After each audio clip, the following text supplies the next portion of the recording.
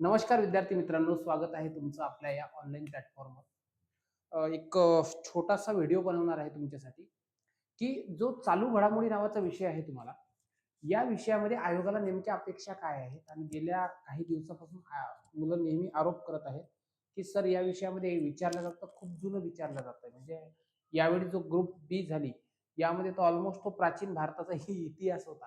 तर अशा प्रकारच्या न्यूज वापरल्या.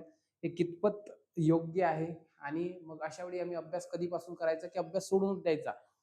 करंट अफेअरच्या भरोश्यावर बसायचंच नाही. काय समजायचं तर याचं विश्लेषण मी करणार आहे. तुम्ही तत्पूर्वी सांगतो, नवीन असाल तर चॅनलला सबस्क्राईब करून घ्या. बघा आता लक्ष द्या. तुम्हाला एक मुद्दा सांगतोय, की आपल्याला जो विषय आहे करंट अफेअर हा मुळात तुम्हाला न समजलेला, न उमगलेला विषय आहे. आता पोरांना काय वाटतंय, की सर करंट अफेअर हा वेगळा विषय आहे. नाही, लक्षात ठेवा. करंट अफेअर हा वेगळा विषय नाही. करंट अफेअर हा तुमचा जो जीएसचा सिलेबस आहे, ज्याला सामान्य अध्ययन म्हणतात, याला अपडेट करणारा सिलेबस आहे. बघा, आता तुम्हाला पॉलिटी सब्जेक्ट आहे. पॉलिटीमध्ये अपडेट येत राहतात. घटना दुरुस्ती होतील, संविधानिक पद बदलतील, त्या पदावर कोणीतरी विराजमान होईल नव्यानं. त्यानंतर इकॉनॉमिक्स आहे. इकॉनॉमिक्स मध्ये काय होतंय, देशाचे जीडीपी बदलतोय, देशाची जीडीपीची रँकिंग बदलते आहे, महागाईचा दर बदलतो आहे. काही वित्तीय संस्था आहेत बँकिंग, गैर बँकिंग मध्ये, सो त्याचे एमडी सीईओ बदलतात. ठीक आहे, सरकार काही क्रायटेरिया बदलतो एमएसएमईचे, त्याचं अपडेटेशन राहतं. त्याच्यानंतर तुम्हाला भूगोलामध्ये पर्यावरण विषय राहतं. त्या पर्यावरणामध्ये अपडेट येतात. नवीन रामसर साईट ऍड होईल किंवा वर्ल्ड हेरिटेज साईट ऍड होईल. सो असं काहीतरी होत राहतं.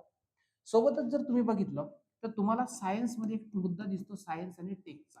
सो या टेक मधल्या घडामोडी इथं घडतात. त्यामध्ये अंतराळ सुद्धा येतंय, संरक्षण सुद्धा मुद्दे येतात. सो म्हणजे एक लक्षात घ्या, तुम्हाला जे सब्जेक्ट आहेत त्याचं अपडेट येणे याला म्हणतात करंट अफेअर. मग सर तुम्ही म्हणाल असं जर असेल तर मग काही विषय असे आहेत की जे विषय आमच्याशी लागू पण होत नाहीत, असं तुम्हाला वाटतंय. हा तुमचा गैरसमज आहे. आता बघूया मी जे बोललो ते खरं की खोटं. ठीक आहे, ट्रुथ चेक करूया. आता एक लक्षात घ्या, मला तुम्ही सांगा फक्त मी बोलतोय ते चुकीचं आहे की बरोबर आहे, एवढं सांगायचं आहे. सर्वात पहिले तुम्हाला शिकायचे असतात राजकीय घडामोडी. आता राजकीय घडामोडीमध्ये काय शिकायचं आहे, की संसदेमध्ये कोणते विधेयक मांडले, कोणते विधेयक पारित झाले, कोणत्या घटना दुरुस्त्या झाल्या, हे सगळं म्हणजे पॉलिटी मधला जो अपडेट असतो तो राजकीय या सदराखाली येतो. दुसरं असतं आर्थिक घडामोडी. इकॉनॉमिक्स मध्ये जे जे सर्व अपडेट येतात त्या तुम्हाला आर्थिक घडामोडीच्या अंतर्गत येतात. त्यानंतर तिसरा तुम्हाला येतात पर्यावरणीय घडामोडी, ज्या तुम्हाला भूगोल आणि पर्यावरणीय विषयाच्या अंतर्गत येतात. त्यानंतर तुम्हाला येतात त्या म्हणजे सामाजिक न्याय. बघा, सामाजिक न्याय हा तुम्हाला इकॉनॉमिक्स आणि इकॉनॉमिक्स आणि पॉलिटीचा भाग आहे. यामध्ये सरकारच्या सर्व योजना आणि सरकारचे सर्व उपक्रम येतात. त्यानंतर तुम्हाला न्यूज येतात, त्या म्हणजे अंतराळ. अंतराळमध्ये कोणतं रॉकेट लॉन्च केलंय, ठीक आहे, त्याचा उपयोग काय आहे, त्याचे मानवी जीवनावर काय परिणाम होणार आहेत, ह्या सर्व गोष्टी. तसंच तुम्हाला येतं विज्ञान आणि तंत्रज्ञान. यामध्ये बायोटेक्नॉलॉजी सारखे विषय येतात. एखादा समजा आजारावरची लस शोधली असेल, एखादी नवीन ब्रीड आली असेल, सो ह्या सगळ्या गोष्टी विज्ञान आणि तंत्रज्ञान, कम्प्युटर असेल, सुपर कम्प्युटर असेल, याचा शोध लावला असेल, अशा अनेक साऱ्या घडामोडी इथे तुम्हाला दिसतात. सोबतच तुम्हाला दिसतात राष्ट्रीय घडामोडी. आता एक लक्षात ठेवायचं, या मोस्टली राष्ट्रीय घडामोडी ज्या राहतात ना, ह्या राहतात तुमच्या पॉलिटी, इकॉनॉमिक्स यामधलं कॉम्बिनेशन. त्यानंतर तुम्हाला राहतात आंतरराष्ट्रीय घडामोडी. आंतरराष्ट्रीय घडामोडी ज्या तुमच्या जीएसचाच भाग असतात. ठीक आहे, राज्यसेवेला तर मोठ्या प्रमाणात इंटरनॅशनल रिलेशनशिप IR जे आहे त्यामधलं अपडेटेशन राहतं. त्यानंतर तुम्हाला राहतात प्रादेशिक घडामोडी. महाराष्ट्रात पहिल्यांदा काय झालं हे सगळं. ठीक आहे, सो ह्या सगळ्या घडामोडी याच्या अंतर्गत येतात. त्यानंतर येतात की काही पद असतात, संविधानिक पद, गैरसंविधानिक पद, महत्वाचे पद, इथं होतात नेमणुका. ठीक आहे, काही लोकांच्या होतात नियुक्ती. त्यानंतर काही तुम्हाला असे दिसतं महत्वाचे व्यक्ती दिसतात. या महत्वाच्या व्यक्ती या कोण्यातरी पदावर विराजमान झाल्या असतात किंवा यांचा मृत्यू तरी झाला असतो, तो याला आपण निधन म्हणतोय. हा तुमचा सिलेबस राहतो. म्हणजे तुम्ही एक लक्षात घ्या, तुम्हाला जे जे काही येतंय ते हे सगळं या सदराखाली येतंय.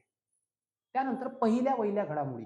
आता पहिल्या वहिल्या घडामोडी हा वेगळा सेगमेंट नसून यामधलाच सेगमेंट तुम्हाला येताना दिसतोय. म्हणजे तुम्ही एक लक्षात घ्या की मेनली जर तुम्ही बघितलं मेनली, ठीक आहे, मग तुम्हाला दिसतात ते म्हणजे क्रीडा स्पर्धा, क्रीडा.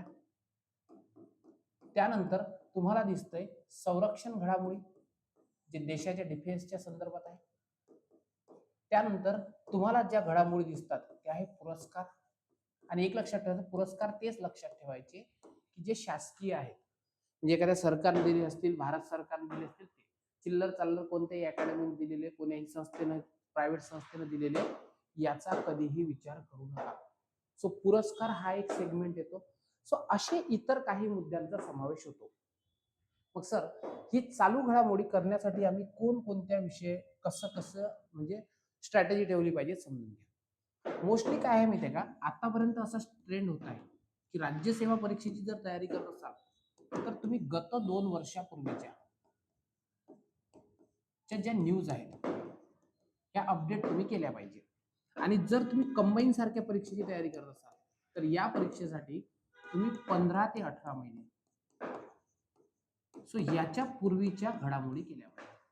मग सर हे 15 ते 18 महिने कुठून मोजायचे हे सांगा. आता बघा, परीक्षा ऑनलाईन होते आहे, त्याच्यामुळे याचे गणित बिघडणार आहेत. कसं सांगतोय, आधी कसं व्हायचं, पेपर जून महिन्यात आहे तर पेपर एप्रिल महिन्यापर्यंत छापला जायचा. मग आपण एप्रिल 2 महिने आधी छापला जायचा, तिथून आधीचे 15 महिने ठरवायचो. पण आता ऑनलाईन पेपर आहे, कदाचित आधीच्या दिवशी पण तयार होऊ शकतो. ठीक आहे. सो म्हणून लक्षात ठेवायचं की जर तुमची एक्झाम समजा सप्टेंबर महिन्यात आहे तर तुम्ही काय करायचं, सप्टेंबरच्या आधीचा महिना ऑगस्ट पासून, ठीक आहे, ऑगस्ट पासूनचे आधीचे 2 वर्ष किंवा 15 ते 18 महिने, कळतंय का? म्हणजे एक महिना, ज्या महिन्यात एक्झाम असेल त्याच्या आधीच्या महिन्याच्या आधीचे 15-18 महिने याचा अभ्यास करणं आवश्यक आहे. मग राज्यसेवेवाल्यांसाठी मी तुम्हाला सांगतोय की राज्यसेवेची जर तयारी करत असाल तर तुम्ही लक्षात ठेवायचं, तुम्ही डेली न्यूज पेपर हे रीडिंग करणं आवश्यक आहे. किंवा दररोज सकाळी 8 वाजता, ठीक आहे, सकाळी 8 वाजता माझं युट्यूब सेशन असतं, ते जरी केलं तरी चालतं. आणि जर तुम्ही कंबाईन वाले जनता असेल तर तुम्ही जास्त काय करायचं, जास्त म्हणजे भानगडीत पडायचं नाही. काय करायचं, सर्वात बेस्ट बुक सांगतोय सिम्प्लिफाईड. जर नसेल, एखाद्याला सवय असेल की तो परिक्रमा वापरत असेल पृथ्वीचं, ते वापरा. आणि लक्षात ठेवा, राज्यसेवेवाल्यांनी सुद्धा प्रिलिम्सच्या वेळी हे सिम्प्लिफाईड आणि परिक्रमा हे 2 वापरणं आवश्यक आहे. बस एवढंच. आणि अजून एक सांगतोय की डेली 8 वाजता सकाळी आपलं सेशन राहतं, सो ही तयारी करायची. बस एवढंच. मग सर हा विषय आमच्या लक्षात राहत नाही, मग यासाठी आम्ही काय केलं पाहिजे, तर मी तुम्हाला सांगतो. सर्वात बेस्ट उपाय आहे की जेव्हा तुम्ही या विषयाची तयारी करता तेव्हा काय करायचं, डेली एक सवय असू द्यायची. आपण करंट अफेअरला सर्वात निग्लेक्ट करतो आणि परीक्षेच्या 2 महिन्याच्या आधी हा विषय वाचतो, ही सर्वात चुकीची पद्धत आहे. काय करायचं, डेली 30 मिनिटं या विषयासाठी रिझर्व ठेवायचे. ठीक आहे. आणि काय करायचं, याची चांगली सवय ठेवायची, नोट्स मेकिंग. नोट्स मेकिंग शेवटी, कारण की हे प्रश्न जे असतात ना, हे प्रश्न फक्त फॅक्च्युअल असतात, तर कन्सेप्च्युअल नसतात.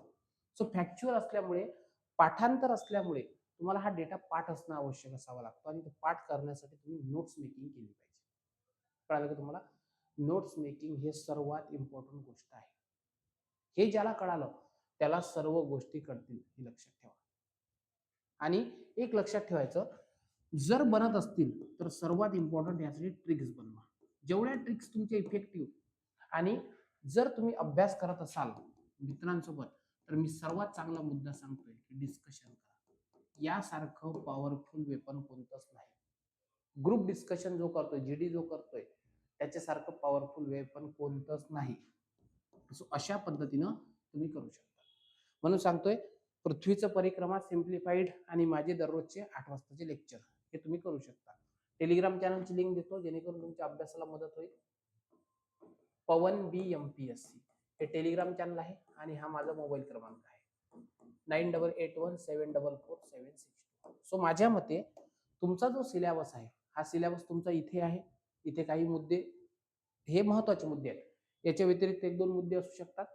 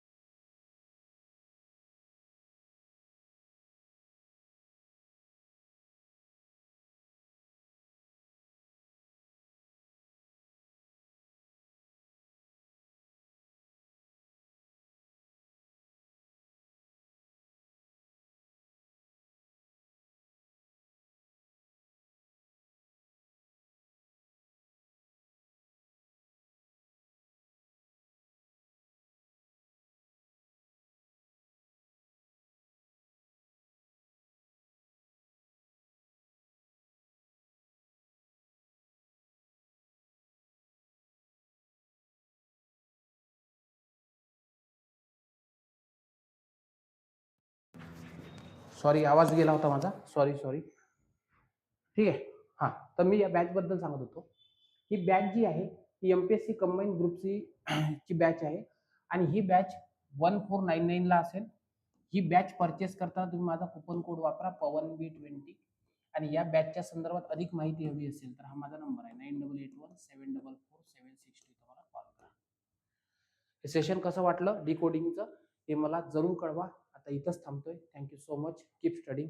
जय हिंद.